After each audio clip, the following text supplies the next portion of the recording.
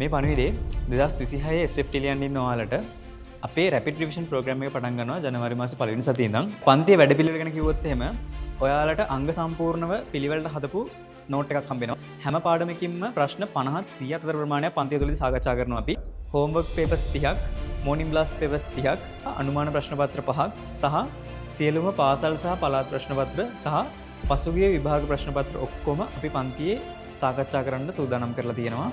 ඊට අමතරව homework papers සහ මෝර්නින් බ්ලාස්ට් පේපර්ස් හැම එකක්ම මාක් කරලා ඊට අදාළ ලකුණු දාලා පේපරේ ඔයාලගේ අතටම ලැබෙන්න සලස්සන්න මම ඇතුළේ අපේ ස්ටාෆ් එක ලෑස්තිලා ඉන්නවා.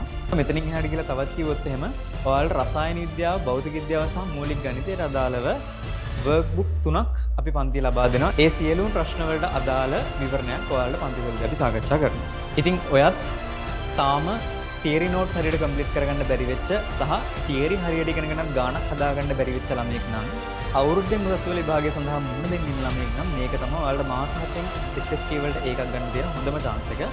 ඔයාලට අපි මාස 7 රැපිඩ් රිවිෂන් ප්‍රෝග්‍රෑම් එකත් එක්ක එකතු වෙන්න ඕන නම් පල්ලෙහා තියෙන WhatsApp බටන් එක ක්ලික් කරලා වැඩිපුර විස්තර සහ පන්තියට සම්බන්ධ වීමට අවශ්‍ය තොරතුරු දැනගන්න පුළුවන්.